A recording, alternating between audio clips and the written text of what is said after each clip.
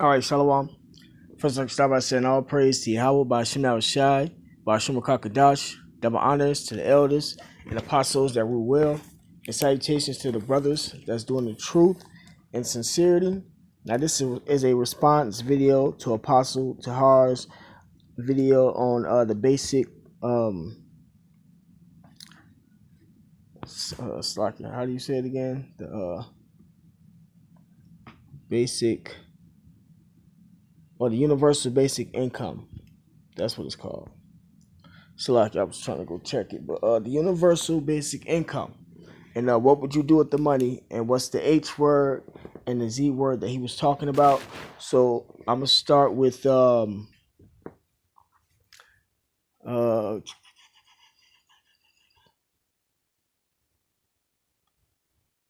um, First Corinthians.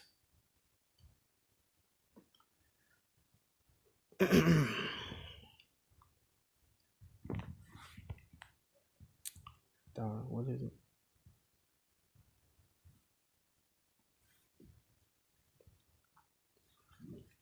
Chapter 9, verse 11.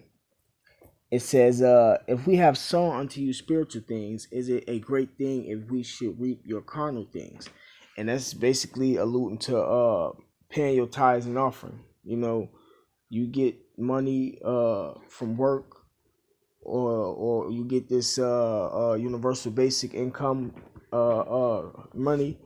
You always have to pay your tithes and offering, man. To help out the ministry. You always put the Lord first, man.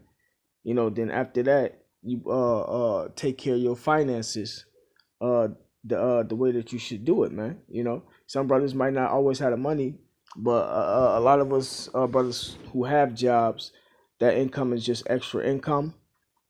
So we pay our little tithes and offering. Put up the little cash to the side that you might have for brothers. You know that you might use for brothers. Or make a pot for brothers. Do you take care of the rest of your expenses? Um, some brothers might not even have bills. So, me personally, I would take care of what the bills I have to pay. I make sure I use the money wisely, though. So, like, yeah, because I'm trying to grab this precept. Uh, Ecclesiastes 7, verse 11. Wisdom is good. Nope, this ain't it.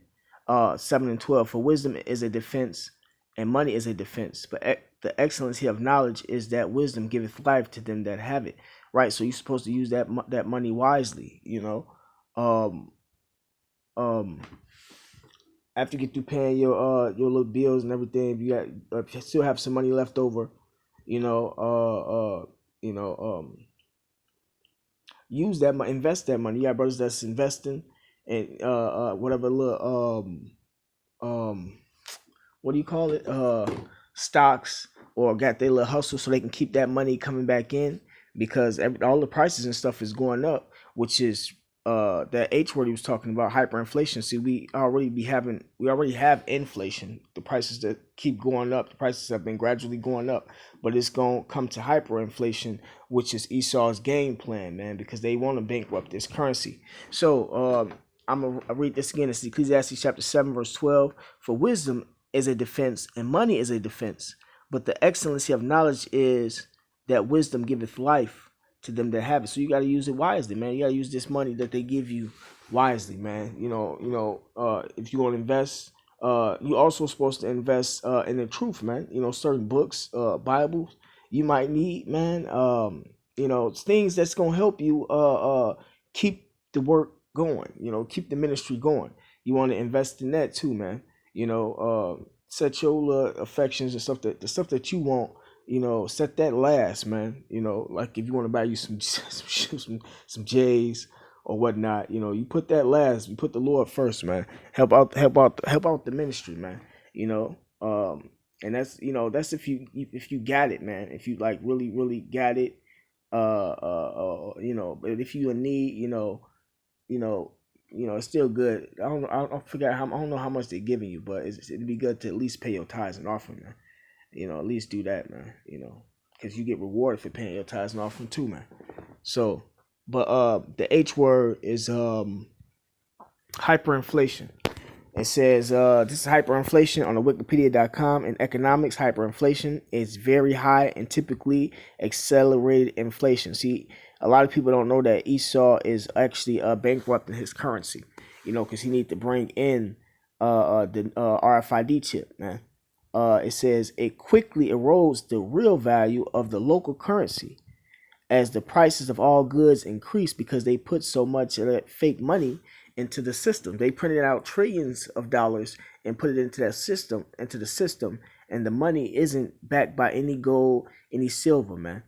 It says this cause as the prices of all goods increase. This causes people to minimize their holdings in that currency as they usually switch to more stable foreign currencies, often the US dollar, but the US dollar is becoming bankrupt. That's the reason why the BRICS was formed and other nations start to come together and trade in gold and silver and denounce the US currency, man. So the currency, they not even accepting US currency, man. So the US currency is just going down the drain all around the board, man. It says prices typically remain stable in terms of other relatively stable currencies.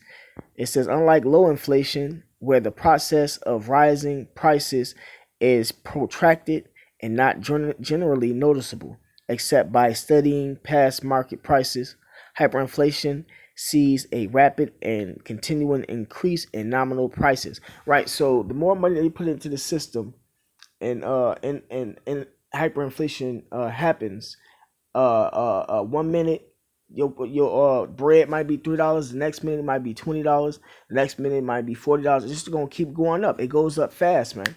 It goes up very fast. It says typically, however, the general price level rises even more rapidly than the money supply as people try ridding themselves of the devaluing currency as quickly as possible. So a dollar isn't going to be worth a dollar anymore, and well, it's really not worth a dollar now, But it says as this happens, the real stock of money, i.e., the amount of circulating money divided by the price level, decreases considerably.